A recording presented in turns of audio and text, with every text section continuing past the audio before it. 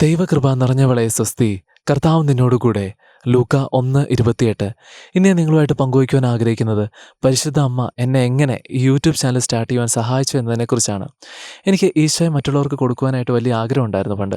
പക്ഷേ ഞാൻ ഓർക്കുമായിരുന്നു, ഈ വചനമൊക്കെ പങ്കുവയ്ക്കുമ്പോഴും അതുപോലെ തന്നെ ഈശോയുടെ കാര്യം മറ്റുള്ളവരോട് സംസാരിക്കുമ്പോഴും അവരെന്ത് വിചാരിക്കും, എന്നെ ജഡ്ജ് ചെയ്യില്ലേ, അതേപോലെ തന്നെ അത് ഇച്ചിരി ഞാൻ ഇച്ചിരി ഓവറാണെന്നും ഞാൻ ഇച്ചിരി വലിയ ഭക്തനാണെന്നൊക്കെ പറഞ്ഞ് എന്നെ കളിയാക്കില്ലേ, അങ്ങനെയൊക്കെ പോകേണ്ട ആവശ്യമുണ്ട്, ഇങ്ങനെയൊക്കെ പോയാൽ പോരെ എന്നുള്ളൊരു ചിന്ത എൻ്റെ മനസ്സിലുണ്ടായിരുന്നു. പിന്നെ ഞാൻ ആലോചിച്ചിരുന്നു, ഞാനൊരാൾ ഈശോയെ കൊടുത്തുകൊണ്ട് എന്ത് മാറ്റം ഉണ്ടാവുന്നത്? കാരണം അച്ഛന്മാരും വൈദികരും സന്യസ്തരും എല്ലാം ഈശോയെ പങ്കുവയ്ക്കുന്നുണ്ട്, നല്ല രീതിയിൽ പങ്കുവയ്ക്കുന്നുണ്ട്, യൂട്യൂബിലൂടെയും അല്ലാതെയൊക്കെ. പിന്നെ ഞാൻ കൊടുത്തിട്ട് വലിയ മാറ്റം ഉണ്ടാവും? അങ്ങനെയൊക്കെ എൻ്റെ മനസ്സിൽ ചിന്തയാണ്. അങ്ങനെ ഞാൻ ഇരിക്കുമ്പോൾ 2026 ജനുവരിയിൽ ഞാനൊരു വീഡിയോ, കാത്തലിക് വർക്കർ ബി എന്ന് പറഞ്ഞ് ആ ചേട്ടൻ്റെ ഒരു വീഡിയോ ഞാൻ കാണാൻ ഇടയായി യൂട്യൂബിൽ. ചേട്ടൻ ഇങ്ങനെയാണ് പറയുന്നത്: നിങ്ങൾ എന്തെങ്കിലും സുവിശേഷം പ്രഘോഷിക്കുവാനും അതുപോലെ തന്നെ ഈശോയെ കൊടുക്കുവാനായിട്ട് നിങ്ങളാൽ കഴിയുന്ന വിധത്തിൽ യൂട്യൂബ് ചാനൽ തുടങ്ങുമോ, അങ്ങനെ എന്ത് വേണമെങ്കിലും ചെയ്യുക. പെട്ടെന്ന് ഞാൻ ആലോചിച്ചു, യൂട്യൂബ് ചാനൽ സ്റ്റാർട്ട് ചെയ്യുക നല്ലൊരു ഐഡിയ അല്ലേ?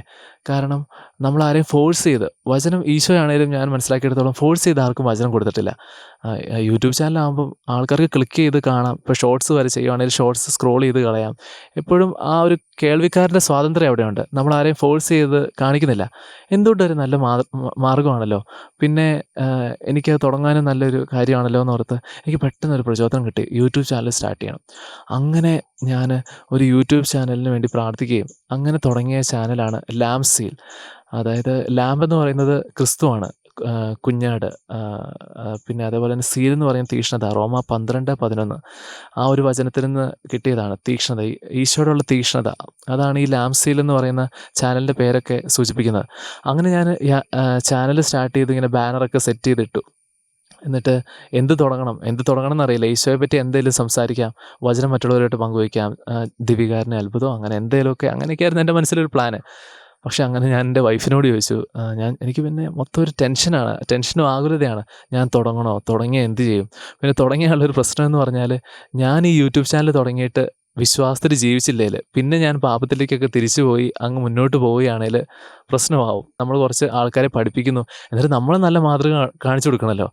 അപ്പോൾ അതെനിക്ക് വലിയൊരു പേടിയാണ്. ഞാൻ ഇനി പാപത്തിൽ വീണ്ടും വീണു പോവുമോ? പരിശുദ്ധാത്മാവുള്ള സമയത്താണ് ഞാൻ ഈ തീരുമാനമൊക്കെ എടുക്കുന്നത്. അങ്ങനെ എനിക്കൊരു ആകുലതയും സംശയമായിരുന്നു. അപ്പോൾ ഞാൻ എൻ്റെ വൈഫിനോട് ചോദിച്ചു, ഇങ്ങനെ തുടങ്ങണോ ഞാൻ യൂട്യൂബ് ചാനൽ? വൈഫ് പറഞ്ഞു, വേണ്ട, ജെൻസിന് എന്തിൻ്റെ അതിൻ്റെ ആവശ്യമുണ്ടോ? ഇപ്പോൾ ഉള്ള ജോലിയൊക്കെ ചെയ്തങ്ങ് പോയാൽ പോരെ, ഈ യൂട്യൂബ് ചാനൽ സ്റ്റാർട്ട് ചെയ്തിട്ട് എന്ത് കാണിക്കാനാ? അങ്ങനെയൊക്കെ പറഞ്ഞു. അപ്പോൾ എനിക്ക് ഉള്ളിലൊരു ആഗ്രഹം ഉണ്ടായിരുന്നു. പിന്നെ അവളും പറഞ്ഞു, എന്നാൽ അങ്ങനെ വേണ്ടാന്ന് പറഞ്ഞപ്പോൾ ഞാനും ഓർത്തു, ഇതെങ്ങനെ തുടങ്ങും? തുടങ്ങിയിട്ട് എനിക്ക് അതുപോലെ വിശ്വാസത്താൽ ജീവിക്കാൻ പറ്റും? അങ്ങനെ കുറേ കൺഫ്യൂഷൻസാണ് എൻ്റെ മനസ്സിൽ മൊത്തം. ഇങ്ങനെ കൺഫ്യൂഷൻസിൻ്റെ ഇങ്ങനെ, അത് പിശാച് വിതച്ചാണ്. ഞാൻ അന്ന് ജനുവരിയിൽ സ്റ്റാർട്ട് ചെയ്യേണ്ടായിരുന്നു. പക്ഷെ എനിക്ക് തുടങ്ങാൻ സാധിച്ചില്ല. വലിയൊരു ബ്ലോക്ക്, ഇങ്ങനെ ചിന്തയും മറ്റുള്ളവരെന്ത് വിചാരിക്കും, എനിക്കതിൻ്റെ ആവശ്യമുണ്ടോ എന്നൊക്കെ പറഞ്ഞ് അവിടെ നിന്നുപോയി.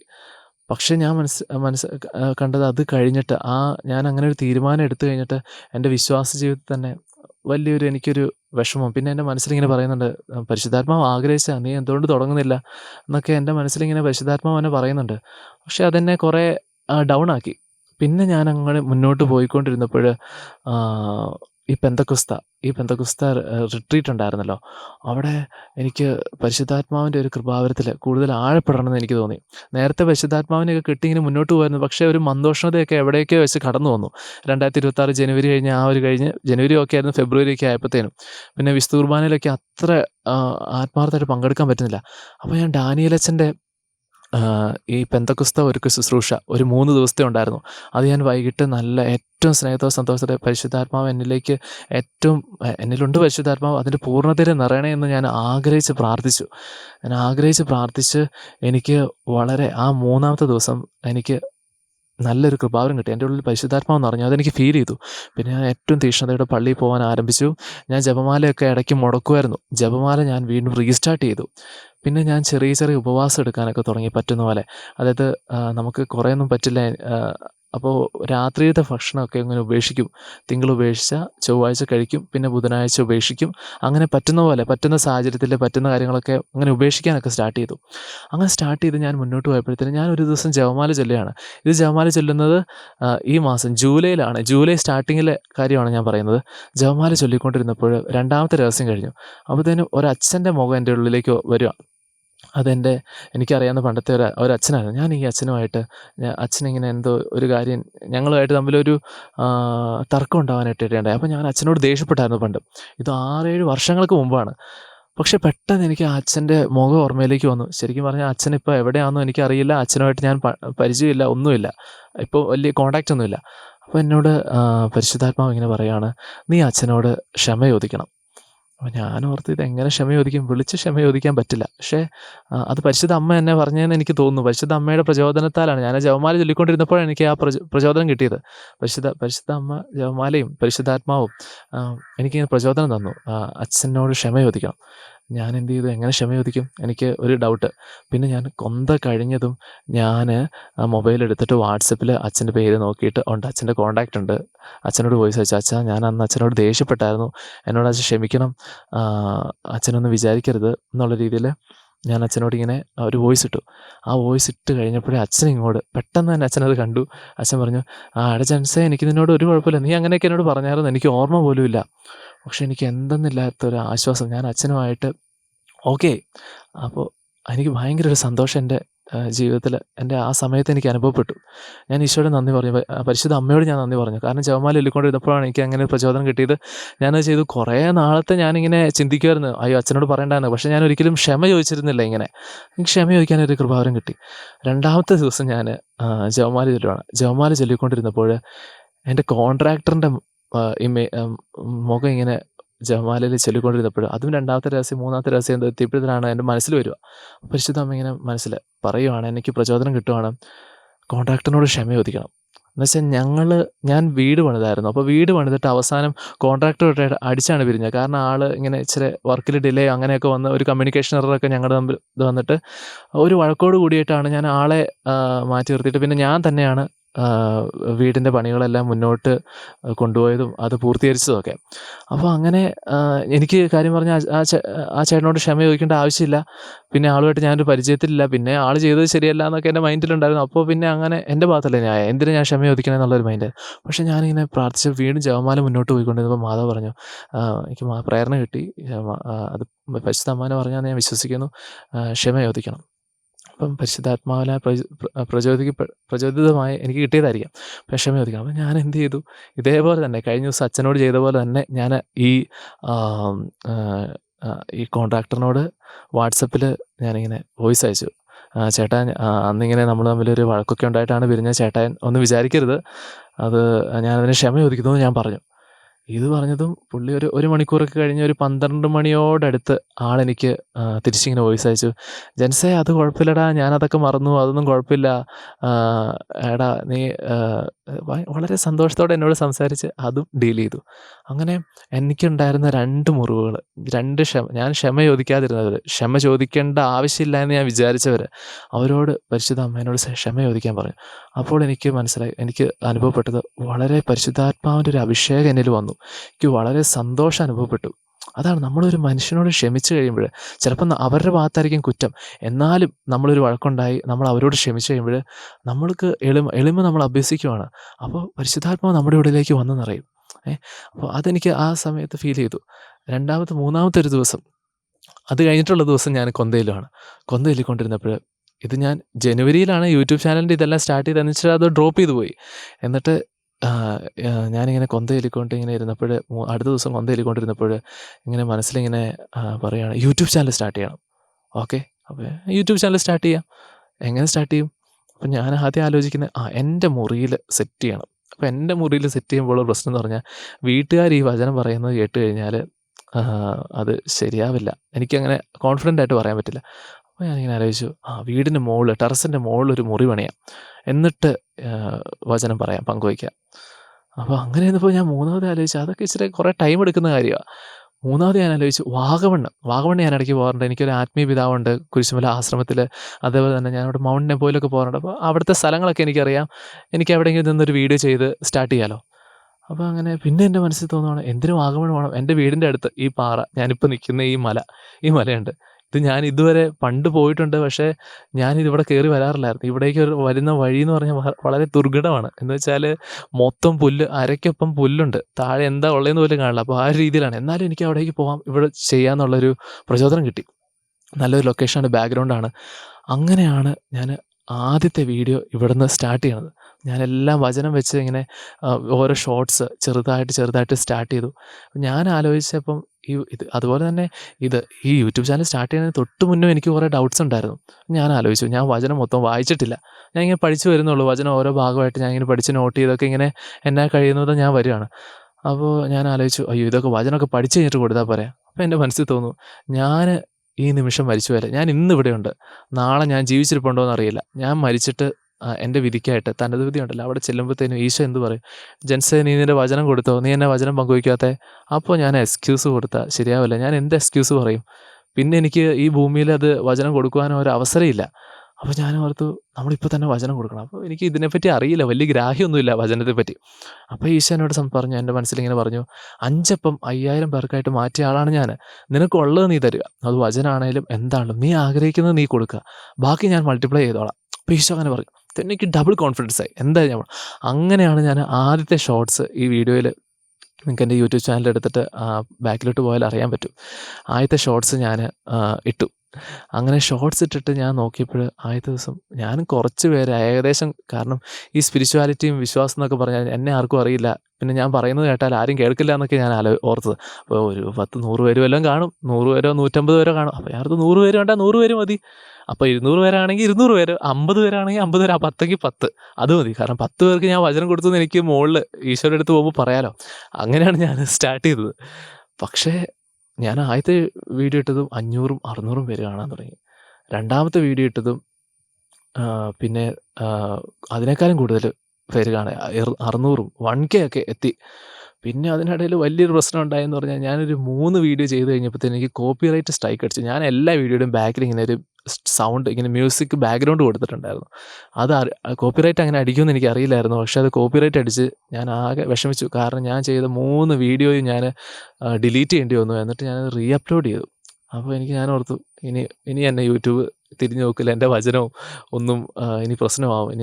ഞാനിങ്ങനെ ഡിലീറ്റും ചെയ്തു, കോപ്പിറൈറ്റും അടിച്ചു, ചാനൽ അതുപോലെ തളർന്നു പോയെന്നൊക്കെ ഓർത്തു. പക്ഷേ ഞാൻ വചനം കൊടുത്ത് വീണ്ടും മുന്നോട്ട് പോയപ്പോഴത്തേനും അതിനേക്കാൾ ശക്തമായ രീതിയിൽ ഓരോ വീഡിയോയും കയറാൻ തുടങ്ങി. അത് ഞാനും എൻ്റെ വാക്ചാതുര്യം, അതുപോലെ തന്നെ ഞാൻ കൊടുക്കുന്ന എൻ്റെ വചനത്തിൻ്റെ ശക്തിയാണത്. അത് ഞാൻ തിരിച്ചറിഞ്ഞു. കാരണം ഞാനൊരാളിങ്ങനെ പറഞ്ഞു കഴിഞ്ഞാലൊന്നും മറ്റുള്ളവർ കേട്ടിരിക്കില്ല. അത് പരിശുദ്ധാത്മാവിൻ്റെ ഒരു കൃപാവരം. എൻ്റെ ഉള്ള പരിശുദ്ധാത്മാവാണ് അവിടെ പ്രവർത്തിച്ചത്. ഞാനിപ്പോൾ കുർബാന സ്വീകരിച്ചിട്ടാണ് ഈ മലയുടെ മുകളിലേക്ക് എത്തുന്നത്. ഇന്ന് ഞാൻ കുർബാന സ്വീകരിച്ചിട്ടായി. അപ്പോൾ ഞാൻ, ഈശോ നീ എന്നിലൂടെ സംസാരിക്കണമേ, എൻ്റെ നാവും എൻ്റെ ശരീരമല്ല ഞാൻ നിനക്ക് തരുവാ, നീ സംസാരിക്കുക.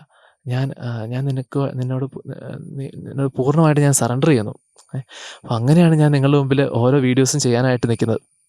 അപ്പോൾ അങ്ങനെ മുന്നോട്ട് ഞാൻ ഷോർട്സൊക്കെ ചെയ്തു പോയി. പക്ഷെ ഓരോ ടോപ്പിക്കും എനിക്ക് തരുന്നത്, ഞാൻ ഒരു വീഡിയോയും പ്രിപ്പയർ ചെയ്യാതെയാണ് ചെയ്യുന്നത്. അത് ഞാൻ പ്രിപ്പയർ ചെയ്യാൻ നോക്കിയാലും എനിക്ക് പറ്റാറില്ല.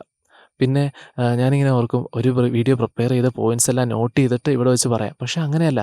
ഞാൻ ഒരു വീഡിയോ സ്റ്റാർട്ട് ചെയ്ത് കഴിഞ്ഞാൽ നാളത്തെ വീഡിയോ എന്നാന്ന് എനിക്കറിയില്ല. അപ്പോൾ ഞാൻ ജപമാല ചൊല്ലിക്കൊണ്ടിരിക്കുമ്പോഴായിരിക്കാം, അല്ലെങ്കിൽ പ്രാർത്ഥിച്ചുകൊണ്ടിരിക്കുമ്പോഴായിരിക്കാം എനിക്ക് ഈശോ ഇങ്ങനെ പറഞ്ഞു തരും നാളത്തെ വചനം എന്താണെന്നും എന്താ പ്രാർത്ഥിക്കേണ്ടതെന്നും. ജപമാല ചൊല്ലുമ്പോഴാണ് കൂടുതലും എനിക്ക് നാളത്തെ ടോപ്പിക്ക് കിട്ടാറ് എങ്ങനെയാണെന്നുള്ളത്. പിന്നെ ഞാൻ അതിനെപ്പറ്റി ടെൻഷൻ അടിക്കാറില്ല. കാരണം നാളെ എന്ത് പറയണം, സംസാരിക്കാൻ ടെൻഷൻ അടിക്കാറില്ല. കാരണം ഈശോ പറയുന്നുണ്ട്, നമ്മൾ ആ പരിശുദ്ധാത്മാവിനെ നിറഞ്ഞു കഴിയുമ്പോഴത്തേനും എനിക്ക് ആ സമയത്താണ് കിട്ടുന്നത്. ഞാൻ അതിന് പ്രിപ്പയർ ചെയ്യാൻ പലപ്പോഴും നോക്കി, പക്ഷേ അതെല്ലാം പരാജയപ്പെട്ടു. പക്ഷേ ഇവിടെ ഈ മലയുടെ മുകളിൽ നിന്നിട്ട് ഇങ്ങനെ പറഞ്ഞു കഴിയുമ്പോൾ ഒറ്റ സ്ട്രെച്ചിൽ എനിക്കെല്ലാം കിട്ടും. പിന്നെ ഞാൻ അതിൻ്റെ വരുന്ന വലിയ ഗ്യാപ്പുകളൊക്കെ ഞാനിങ്ങനെ കട്ട് ചെയ്തു. എന്നാലും ഗ്യാപ്പ് വരാറില്ല. ഞാനെല്ലാം ഈ പറയുന്ന വീഡിയോ ആണെങ്കിൽ ഇപ്പോൾ ഒറ്റ സ്ട്രെച്ചിൽ, ഇപ്പോൾ 14 മിനിറ്റ് എന്തോ ആയി തോന്നുന്നു, ഒറ്റ സ്ട്രെച്ചിൽ ഞാൻ ഷൂട്ട് ചെയ്യുന്ന ഒരു വീഡിയോ ആണ്. അപ്പോൾ അങ്ങനെ പറയാൻ എനിക്ക് സാധിക്കുന്ന പരിശുദ്ധാത്മാവ് മൂലമാണ്. അപ്പോൾ അങ്ങനെ പരിശുദ്ധ അമ്മ എന്നെ വളരെയധികം ഈ വീഡിയോസ് എല്ലാം ചെയ്യാൻ സഹായിച്ചു. അങ്ങനെ ഷോർട്സ് ഞാനിങ്ങനെ കൊടുത്ത് മുന്നോട്ട് പോയിക്കൊണ്ടിരുന്നപ്പോൾ എൻ്റെ മമ്മിക്കും പപ്പയ്ക്കും ഒന്നും വീട്ടിലറിയില്ലായിരുന്നു. അവരറിഞ്ഞത് 2 ദിവസം മുന്നെയാണ്. ഞാനിങ്ങനെ ഇപ്പോൾ 1 മാസമായി, 2 ദിവസം മുന്നെയാണ് ഇങ്ങനെ ഒരു യൂട്യൂബ് ചാനൽ സ്റ്റാർട്ട് ചെയ്തതെന്ന് അമ്മയും പപ്പയും അറിഞ്ഞത്. കാരണം ഞാൻ ഓർത്തു, ആരുമായിട്ട് പങ്കുവയ്ക്കേണ്ട, ഞാൻ എൻ്റെ കൂട്ടുകാരുമായിട്ടൊന്നും അങ്ങനെ പങ്കുവയ്ക്കുന്നില്ല. എൻ്റെ ഇടവകയിലോ ഞാൻ ആർക്കും അങ്ങനെ ഷെയർ ചെയ്യാറുമില്ലായിരുന്നു. ആദ്യത്തെ ഘട്ടത്തിൽ ഞാൻ ഷോർട്സൊക്കെ ഒന്ന് ഷെയർ ചെയ്തു. പിന്നെ ഞാൻ ഷെയറിങ് നിർത്തി. കാരണം അല്ലാതെ എന്നെ കണ്ടു വരുന്നവർ മതി, ഞാൻ ഷെയർ ചെയ്ത് എത്തണ്ട. അത് വേറെ ഒന്നും കൊണ്ടല്ല, എനിക്കങ്ങനെ പ്രചോദനം കിട്ടി. പിന്നെ അങ്ങനെയാണ് മുന്നോട്ട് പോയത്. എൻ്റെ വൈഫിന് മാത്രം അറിയാവുന്നുള്ളൂ. വൈഫിനും എന്നാൽ വലിയ താല്പര്യമില്ലായിരുന്നു. കാരണം അവൾ നോക്കുമ്പോഴത്തേനും ഞാനിങ്ങനെ കല്യാണം കഴിക്കുന്ന സമയത്ത് എനിക്ക് വലിയ വിശ്വാസമൊന്നും ഇല്ലായിരുന്നു. പെട്ടെന്നൊരു വിശ്വാസം വന്നു. അപ്പോൾ ഞാനെപ്പോഴും ശ്രദ്ധിക്കാറുണ്ട് എൻ്റെ ദാമ്പത്യ ജീവിതത്തിൽ ഇങ്ങനെ വിശ്വാസം ഒരു ബുദ്ധിമുട്ടുണ്ടാക്കാത്ത രീതിയിൽ. കാരണം എൻ്റെ വിശ്വാസം മറ്റുള്ള ഒരാൾക്ക് ഇടർച്ച ഉണ്ടാകരുത്. അതെൻ്റെ വൈഫിനാണെങ്കിലും വീട്ടുകാർക്കാണെങ്കിലും. ഞാൻ പ്രാർത്ഥിക്കുമ്പോഴാണെങ്കിലും ഞാൻ അതുപോലെ തന്നെ എൻ്റെ വൈഫിന് സമയം കൊടുക്കുവാനും അവളോടൊത്ത് സമയം കൂടുതൽ പങ്കുവയ്ക്കുവാനൊക്കെ ഞാൻ ശ്രമിക്കാറുണ്ട്. കാരണം ഈശോ ഒരിക്കലും നമ്മുടെ കർത്തവ്യങ്ങൾ മറന്ന്, അല്ലെങ്കിൽ എൻ്റെ ജോലി വൃത്തിയായിട്ട് ചെയ്യാൻ ഏറ്റവും ഭംഗിയായിട്ട്, കാരണം ജോലിയും വിട്ടിട്ട് ഈ വീഡിയോ ചെയ്യാൻ ഞാൻ ആഗ്രഹിക്കുന്നില്ല. കാരണം നമ്മുടെ കർത്തവ്യങ്ങൾ ഏറ്റവും ബെറ്ററായിട്ട് പൂർത്തിയാക്കുമ്പോഴാണ് നമുക്ക് കൃപ ലഭിക്കുന്നത്. അല്ലാതെ കർത്തവ്യങ്ങൾ മറന്ന് നമ്മളായിരിക്കുന്ന സാഹചര്യത്തിൽ നമുക്ക് ഈശോയെ കൊടുക്കുക. അല്ലാതെ നമ്മുടെ കർത്തവ്യം, നമ്മൾ ജോലി ചെയ്യുന്നുണ്ട്, ജോലി മാറ്റി വെച്ചിട്ട്, അല്ലെങ്കിൽ നമ്മൾ കുടുംബജീവിതമാണ് നയിക്കുന്നത്, അല്ലെങ്കിൽ പഠനമാണ് നയിക്കുന്നത്, പഠനം മാറ്റി വെച്ചിട്ട് ഈശോയിലേക്ക് പോകാൻ ഒരിക്കലും ഈശോ ആഗ്രഹിക്കുന്നില്ല. കാരണം നമ്മൾക്ക് നമ്മുടെ ജീവിതത്തിൽ നമ്മുടേതായ കടമകളുണ്ട്. ആ കടമകൾ പൂർത്തീകരിച്ചിട്ട് വേണം ഈശോയിലേക്ക് എത്താൻ. നമുക്ക് പറ്റും. നമ്മളായിരിക്കുന്ന സമയത്ത് നമ്മളിപ്പോൾ ഒരു ചേട്ടനോട് എൻ്റെ ആത്മീയ പിതാവ് പറയുന്നുണ്ട്, നമ്മൾ പരിശുദ്ധാത്മാവിനെ നിറഞ്ഞ് ഈശാനന്ദച്ചൻ എന്നാണ് വരെ അച്ഛനിങ്ങനെ, ഞാൻ കുമ്പസാരിക്കാൻ പോകുമ്പോഴും അത് ഞങ്ങൾ സംസാരിക്കും. അപ്പോൾ അച്ഛൻ പറയുന്ന ഒരു കാര്യമാണ്, നമ്മൾ പരിശുദ്ധാത്മാവ് കൊണ്ട് ഒരു മനുഷ്യനെ ചിരിച്ചു കാണിച്ചാൽ തന്നെ അത് അയാൾക്ക് വളരെ സന്തോഷം. ആ പരിശുദ്ധാത്മാവ് അവിടെ എത്തും. അത്ര മതി. അപ്പോൾ നിങ്ങൾ പഠിക്കുമ്പോഴൊക്കെ ആണെങ്കിൽ ബിസി ആണെങ്കിലും ഒരാളെ ചിരിച്ച് കാണിക്കുക, ഒരാളോട് സ്നേഹത്തോടെ സംസാരിക്കുക. ദൈവം സ്നേഹമാണ്. വചനം പങ്കുവയ്ക്കാൻ പറ്റുന്ന ചിലപ്പോൾ സാഹചര്യം നിങ്ങൾക്ക് കിട്ടിയെന്ന് വരില്ല. സ്നേഹത്തോടെ മറ്റുള്ളവരോട് സംസാരിക്കാൻ നോക്കുക. അപ്പോൾ അവിടെ പരിശുദ്ധാത്മാവ് വരും. അവിടെ അതൊരു വചനപ്രഘോഷണമാണ്. വചനം ഇങ്ങനെ പറഞ്ഞ് തെരുവീതിയിൽ ഇങ്ങനെ സുവിശേഷം പ്രഘോഷിക്കുന്നത് മാത്രമല്ല, നമ്മുടെ ജീവിത മാതൃക ഒരു വചനപ്രഘോഷണമാണ്. നമ്മൾ അനുദിനം വിശുദ്ധ കുർബാനയ്ക്ക് പങ്കെടുക്കുന്നു. അത് മറ്റുള്ളവരോട് പറയുക വേണ്ട. ചിലപ്പോൾ നമ്മളിങ്ങനെ പോകുന്നത് കാണുമ്പോൾ തന്നെ അതൊരാൾക്ക് പ്രചോദനമായി. പിന്നെ നമ്മൾ വഴി പോകണ ഒരാളെ സഹായിക്കുന്നു, ഒരു 10 രൂപ ഒരാൾക്ക് കൊടുക്കുന്നു. അയാൾ ചിലപ്പോൾ അത് കള്ളു കുടിക്കാനോ എന്തിനാ ആയിക്കോട്ടെ, നമ്മൾ ചിന്തിക്കേണ്ട നമ്മൾ ഈശോ എങ്ങനെയായിരിക്കും. അപ്പോൾ നമ്മൾ ആ ഒരു 10 രൂപ കൊടുക്കുന്നു. അപ്പോൾ അത് മറ്റുള്ളവർ ചിന്തിക്കുമ്പോൾ ഓക്കെ, അതൊരു പ്രചോദനമാണ്. അങ്ങനെ ചെറിയ എത്രയോ നന്മ പ്രവർത്തികൾ നമുക്ക് ചെയ്യാം. ഓഫീസിൽ നമ്മളെ ഒരു മാനേജർ വഴക്ക് പറയും, നമ്മൾ തിരിച്ച് വഴക്ക് അയാളോട് ഉണ്ടാക്കാതെ നമ്മൾ സൈലൻ്റ് ആയിട്ടിരുന്നു. അതൊക്കെ ഒരു മാതൃകയാണ്. മറ്റുള്ളൊരാളെ വഴക്ക് പറഞ്ഞു, അപ്പോൾ നമ്മൾ അയാളുടെ കൂടെ നിന്നു. അതൊരു മാതൃകയാണ്. അയാളെ ആശ്വസിപ്പിച്ചു. അങ്ങനെയൊക്കെ നമുക്ക് വചനം പ്രഘോഷിക്കാം നമ്മൾ ആയിരിക്കുന്ന സമയത്ത്. പിന്നെ പരിശുദ്ധ അമ്മയോട് എനിക്ക് ചിലപ്പോൾ ഇടയ്ക്ക് കൺഫ്യൂഷൻസും വിഷമങ്ങളും ഒക്കെ ഉണ്ടാവും. അപ്പോൾ പെട്ടെന്ന് ഞാൻ ചെയ്യുന്നതെന്ന് പറഞ്ഞാൽ ജപമാല. എനിക്ക് ഏറ്റവും ഇഷ്ടപ്പെട്ട പ്രാർത്ഥന വിശുദ്ധ കുർബാന കഴിഞ്ഞാൽ, പരിശുദ്ധ കുർബാന കഴിഞ്ഞാൽ എനിക്ക് ഏറ്റവും ഇഷ്ടപ്പെട്ട പ്രാർത്ഥന എന്ന് പറഞ്ഞാൽ ജപമാലയാണ്. ജപമാല ചൊല്ലുമ്പോൾ വലിയ ശക്തിയാണ് എനിക്ക് ഉണ്ടാവുന്നത്. പണ്ട് എനിക്ക് ജപമാല ചൊല്ലുവാൻ പറ്റില്ലാത്തൊരു കാര്യമായിരുന്നു. എനിക്ക് ജപമാല ഒരു കാരണവശാലും ചെല്ലാൻ പറ്റില്ലായിരുന്നു. ഈ വീട്ടിലൊക്കെ ആണെങ്കിലും ജപമാല ചൊല്ലാൻ സമയമാകുമ്പോഴത്തേനും ഞാൻ എന്തെങ്കിലും പരിപാടി വെച്ച് സ്കിപ്പാവും. പിന്നെ അരമണിക്കൂർ ഇരിക്കുക എന്ന് പറഞ്ഞാൽ പിന്നെ ഭയങ്കര ബുദ്ധിമുട്ടാണ്. അപ്പോൾ അങ്ങനെ മുന്നോട്ട് പോയിക്കൊണ്ടിരുന്നു. അപ്പം കുറച്ച് ആയപ്പോഴത്തേനും വീട്ടുകാർ അവർ തന്നെ ജപമാല ചൊല്ലുന്നു, ഞാൻ മുറിക്കാതിരിക്കുകയോ എന്തുകൊണ്ട് ചെയ്യും. ഞാൻ പിന്നെ മനസ്സിലാക്കിയത് ജപമാല എന്ന് പറഞ്ഞാൽ വചനമാണ്. അത് ചൊല്ലുമ്പോൾ പരിശുദ്ധാത്മാവ് നമ്മുടെ ഉള്ളിലേക്ക് വരും. വചനമാണ് നമ്മൾ ധ്യാനിക്കുന്നത്. നമ്മൾ റിപ്പീറ്റ് ചെയ്യുന്നത് സ്വർഗ്ഗസ്ഥനായ ഞങ്ങളുടെ പിതാവേ എന്ന് പറയുന്ന പ്രാർത്ഥനയും അതുപോലെ നന്മ നിറഞ്ഞ മറിയമേ എന്നെല്ലാം, അതെല്ലാം വചനമാണ്. അപ്പോൾ വചനം പങ്കുവയ്ക്കുമ്പോൾ നമുക്ക് ഈ പിശാചിന് നമ്മുടെ ഉള്ളിൽ ഇരിക്കാൻ പറ്റില്ല. പിന്നെ ഈ ജപമാല ചൊല്ലാനൊരു കൃപ വേണം. അല്ലെങ്കിൽ ഒരു കൃപയില്ലാതെ നമ്മുടെ ഉള്ളിൽ പിശാചുണ്ടെങ്കിൽ നമുക്ക് വായിക്കൊട്ട വരല്, നമുക്ക് ബുദ്ധിമുട്ട്, നമുക്ക് അല്ലാതെ മറിച്ചത്, എനിക്കുണ്ടായ കാര്യങ്ങളാണ് പറയുന്നത്. ഉറക്കക്ഷീണം, പിന്നെ പല വിചാരത്തോടെ പല രീതിയിലേക്ക് പോവുക, അങ്ങനെയൊക്കെ നമുക്ക് ജപമാല ചൊല്ലുമ്പോൾ പ്രശ്നങ്ങളുണ്ടാവും. അത് പിശാചിൻ്റെ വലിയൊരു തട്ടിപ്പാണ്. നമ്മൾ പിശാചിന് പേടിയാണ് ജപമാല ഒരു മനുഷ്യൻ ചൊല്ലുന്നത്. ജപമാല ചൊല്ലിയാൽ വളരെ കരുത്താകും. ചിലപ്പോൾ ഇപ്പം പിശാച് ഇങ്ങനെ ഒരിക്കലും ദൈവം ആകുലത തരുന്നില്ല. ഞാൻ മുന്നോട്ട് ചിലപ്പോൾ പോയിക്കൊണ്ടിരിക്കുമ്പോൾ പിശാച് ഇങ്ങനെ തലയിൽ ഓരോ സാധനങ്ങൾ നെഗറ്റീവ് ഇട്ട് തരുവേ. ഇപ്പോൾ ഏറ്റവും ചെറിയ കാര്യം പറഞ്ഞാൽ ഈ യൂട്യൂബ് ചാനലിൻ്റെ കാര്യത്തിൽ തന്നെ ഞാൻ പറയാം. ഈ യൂട്യൂബ് ചാനൽ ഞാൻ എപ്പോഴും ഇങ്ങനെ വ്യൂസ് നമുക്ക് ഒരു എക്സൈറ്റ്മെൻ്റ് ആണല്ലോ ആദ്യമായിട്ട് യൂട്യൂബ് ചാനൽ തുടങ്ങുമ്പോൾ. ഈ വ്യൂസ് എപ്പോഴും പോയി ഇങ്ങനെ നോക്കുമായിരുന്നു. അത് പിശാചിൻ്റെ ഒരു തട്ടിപ്പാണ്. നമ്മളെ കൊടുത്തിട്ട് പോവുക. പിന്നെ അത് എത്ര പേര് കാണണോ എത്ര പേര് കാണാതിരിക്കണോ എന്നുള്ളത് നമ്മൾ അറിയണ്ട. ഞാനെപ്പോഴും നമ്മളെല്ലാം നന്നായിട്ട് സെറ്റ് ചെയ്ത് തംബ്നെയിലും എല്ലാം സെറ്റ് ചെയ്ത് വിടണം, അത് ഓക്കെ. പക്ഷേ അതിലപ്പുറം നമ്മളെപ്പോഴും നോക്കിക്കൊണ്ടിരിക്കുമ്പോഴത്തേനേ നമുക്കൊരു ത്വരയുണ്ടാവും. അങ്ങനെ ഞാൻ ആദ്യമായിട്ടാണ് ഇങ്ങനെ ചാനലൊക്കെ തുടങ്ങുന്നത്. ഇപ്പോൾ ഗ്രോത്തൊക്കെ കാണുമ്പോൾ പക്ഷെ അങ്ങനെ നോക്കുന്നത് അതൊരു പിശാചിൻ്റെ തട്ടിപ്പാണ്. അതേപോലെ തന്നെ ഇത്രയും പേര് കണ്ടോ, അപ്പോൾ ഞാനിങ്ങനെ അഹങ്കാരം നമ്മുടെ ഉള്ളിൽ ചിലപ്പോൾ വരാം. ഓ കൊള്ളാലോ, ഞാനൊരു സംഭവമാണല്ലോ. ഞാനെപ്പോഴും എളിമയ്ക്ക് വേണ്ടി അങ്ങോട്ട് പ്രാർത്ഥിക്കാറുണ്ട്. അതേപോലെ തന്നെ അപ്പോൾ ഈശോയോട് ഞാനെപ്പോഴും നന്ദി പറയും. അല്ലെങ്കിൽ നമ്മൾ അഹങ്കാരികളായി തരും. എനിക്ക് വേണമെങ്കിൽ ചിന്തിക്കാം ഞാൻ എൻ്റെ വാക്ചാതുര്യവും ഇതും കാരണമാണ്. പക്ഷെ അങ്ങനെയല്ല. വചനവും ഞാൻ കൊടുക്കുന്ന ആ ഒരു കണ്ടൻറ്റ്, ഒരു സന്ദേശത്തിലുള്ള പരിശുദ്ധാത്മാവും ഈശോയും കാരണമാണ് ഇതും കുറേ പേരിലേക്ക് എത്തുന്നതും കാണുന്നതും ഒക്കെ. പക്ഷെ അങ്ങനെ വിശുദ്ധമായ കാര്യങ്ങളിൽ വരെ പിശാച് നമ്മളെ പ്രലോഭിപ്പിക്കും. അപ്പോൾ അങ്ങനെ ഒരു കൺഫ്യൂഷൻസും അങ്ങനെ ഒരു ത്വരയൊക്കെ എനിക്ക് വരുമ്പോഴത്തേനും ഞാൻ പെട്ടെന്ന് ജപമാല എടുത്ത് ജപമാല ചൊല്ലും. ജപമാല ചൊല്ലി വിശ്വസിച്ച് ജപമാല ഞാനിങ്ങനെ ഇമാജിൻ ചെയ്ത് നന്മ നിറഞ്ഞ മറിയമേ എന്നൊക്കെ പറയുമ്പം മറിയത്തിനെ മനസ്സിൽ കണ്ട് ഈശോയൊക്കെ കണ്ട് ധ്യാനിച്ചാണ് ഞാൻ ചൊല്ലുന്നത്. ചൊല്ലിക്കഴിയുമ്പോൾ പെട്ടെന്ന് ഈ ചിന്തകളെല്ലാം മാറിപ്പോകും. ഈ ചിന്തകളൊക്കെ മാറാൻ ഏറ്റവും നല്ല വഴിയെന്ന് പറഞ്ഞാൽ ജപമാലയാണ് എനിക്ക് യൂസ്ഫുള്ളായിട്ട് തോന്നി. പിന്നെ ജീസസ് പ്രെയർ, അതിനെപ്പറ്റി ഞാൻ അടുത്ത വീഡിയോ ചെയ്യാം. എനിക്ക് ആത്മീയ പിതാവ് പറഞ്ഞു തന്ന വലിയൊരു ആയുധമാണ് ജീസസ് പ്രെയർ. അത് നമുക്ക് എല്ലാ സമയം പ്രാർത്ഥിച്ചുകൊണ്ടിരിക്കാൻ പറ്റും. ഇതിപ്പോൾ 20 മിനിറ്റ് ഏകദേശം ആയി തോന്നുന്നു ഈ വീഡിയോ, അതുകൊണ്ട് ഞാനിത് ക്ലോസ് ചെയ്യാം. അപ്പോൾ പരിശുദ്ധ അമ്മ, പക്ഷേ പരിശുദ്ധ അമ്മയിൽ ജപമാല ചൊല്ലുമ്പോൾ നിങ്ങളൊരു കാര്യം അവസാനമായിട്ട് തിരിച്ചറിയണം, നമ്മളുടെ വിശ്വാസം ക്രിസ്തുവിലെത്തുന്നില്ലെങ്കിൽ അത് തെറ്റാണ്. പരിശുദ്ധ അമ്മ ഒരിക്കലും അവൻ നിങ്ങളോട് പറയുന്നത് ചെയ്യാമെന്നാണ് യോഹന്നാൻ 2:5 ഇങ്ങനെ പറയുന്നത് കാനായിലെ കല്യാണ വിരുന്നിൽ വെച്ച് ഈശോ പറയുന്ന പോലെ ചെയ്യാനാണ് പരിശുദ്ധ അമ്മ പറഞ്ഞത്. പരിശുദ്ധ അമ്മ നമ്മളോട് പറയുന്ന പോലെ ചെയ്യാൻ ഒരിക്കലും പരിശുദ്ധ അമ്മ ആഗ്രഹിക്കുന്നില്ല. നമ്മളെല്ലാവരും ഈശോയിൽ എത്തിച്ചേരുവാനാണ് പരിശുദ്ധ അമ്മ ആഗ്രഹിക്കുന്നത്. അതിനുള്ള ഏറ്റവും വലിയ വഴികാട്ടിയാണ് പരിശുദ്ധ അമ്മ. എൻ്റെ ജീവിതത്തിൽ എനിക്ക് ഈശോയെ ആദ്യം തിരിച്ചറിയാൻ പറ്റുന്നില്ല. കുരിശിൽ കിടക്കുന്ന ആരോ ഒരാൾ, അങ്ങനെയാണ് ഞാൻ ഈശോനെ കണ്ടത്. പക്ഷേ പരിശുദ്ധ അമ്മ എൻ്റെ ജീവിതത്തിലേക്ക് വന്നപ്പോൾ പരിശുദ്ധ അമ്മയാണ് എന്നെ വഴി നടത്തി ഈശോയിലേക്ക് എത്തിച്ചത്.